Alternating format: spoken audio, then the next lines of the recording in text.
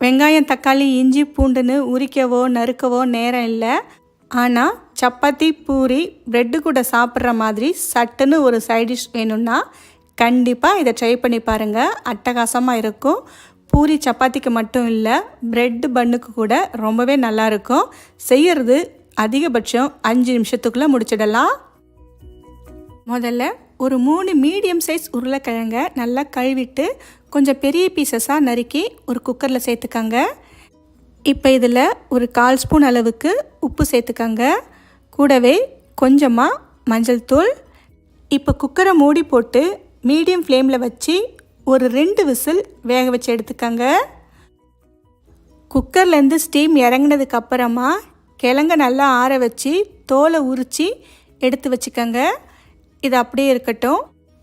அடுத்து ஒரு பேனில் 2 டேபிள் ஸ்பூன் எண்ணெய் சேர்த்துக்கங்க. அடுப்பு நல்லா குறைச்சி வச்சுக்கோங்க. எண்ணெய் ரொம்ப சூடாகக்கூடாது, லேசாக சூடானா போதும். சூடானதுக்கப்புறமா தேவையான பொருட்கள் சேர்த்துக்கலாம். ஒரு 1/2 ஸ்பூன் அளவுக்கு கசூரி மெத்தி சேர்த்துக்கங்க.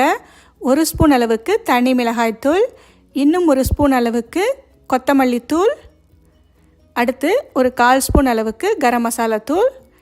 இப்போ இது எல்லாத்தையும் சேர்த்து லோ ஃப்ளேம்லேயே லேசாக வதக்கி விட்டுக்கங்க.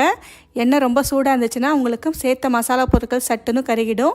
அதனால் கண்டிப்பாக அடுப்பை லோ ஃப்ளேமில் வச்சு எண்ணெய் லேசாக சூடானதுக்கப்புறமா மசாலா பொருட்கள் சேர்த்து நல்லா கலந்து விட்டுக்கங்க. அடுத்து 1/4 ஸ்பூன் பெருங்காயத்தூள் சேர்த்துக்கங்க. இப்போ இந்த பெருங்காயத்தூளையும் லேசாக கலந்து விட்டுக்கலாம். சேர்த்த மசாலா பொருட்களோட பச்சை வாசனை லேசாக போகணும். அதே நேரத்தில் மசாலா கருகிடக்கூடாது. அடுத்து நாம் வேக வச்சு தோல் உரித்து எடுத்து வச்ச உருளைக்கிழங்க இந்த மாதிரி லேசாக மசிச்சு விட்டுக்கங்க. இப்போ இந்த கிழங்க நாம் இதில் சேர்த்துக்கலாம். கிழங்கு சேர்த்ததுக்கப்புறம் நல்லா கலந்து விட்டுட்டே இருங்க. அடுப்பை குறைச்சே வச்சுக்கோங்க. மசாலா எல்லா பக்கமும் படுற மாதிரி ஒரு முறை நல்லா கலந்து விட்டுக்கலாம். 1 நிமிஷத்துக்கு எண்ணெயிலேயே கிழங்க வதக்குற மாதிரி கலந்து விட்டுட்டே இருங்க. எல்லா மசாலாவும் நல்லா சேர்ந்து வரும். இப்போ பார்த்திங்கன்னா மசாலா எல்லாமே நல்லா சேர்ந்து வந்துடுச்சு. இந்த சமயத்தில் நாம் தேவையான அளவு தண்ணி சேர்த்துக்கலாம். ஒரு 1/2 கப் அளவுக்கு நல்ல சுடு தண்ணியை இந்த சமயத்தில் சேர்த்துக்கங்க. தண்ணி சேர்த்து ஒரு முறை நல்லா கலந்து விட்டுக்கலாம். நல்லா கலந்து விட்டதுக்கப்புறமா தேவையான அளவு உப்பு சேர்த்துக்கலாம். உப்பு ஏற்கனவே கிழங்கு வேக வைக்கும் போது சேர்த்துருக்கோம். அதனால் இந்த சமயத்தில் உப்பு தேவையான அளவுக்கு பார்த்து சேர்த்துக்கங்க.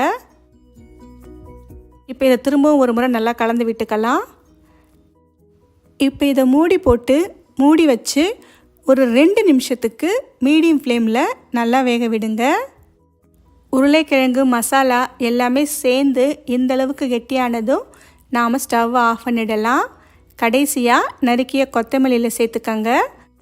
அவ்வளவுதான். இதை சுட சுட பூரி, சப்பாத்தி, ப்ரெட் கூட சாப்பிடும்போது கொஞ்சமாக நறுக்கிய வெங்காயம், நாம் பாவ் பஜ்ஜிக்கு சாப்பிட்ற மாதிரி கொஞ்சம் வெங்காயமும் கொத்தமல்லி இலையும் சேர்த்து சாப்பிட்டிங்கன்னா அவ்வளோ அட்டகாசமாக இருக்கும்.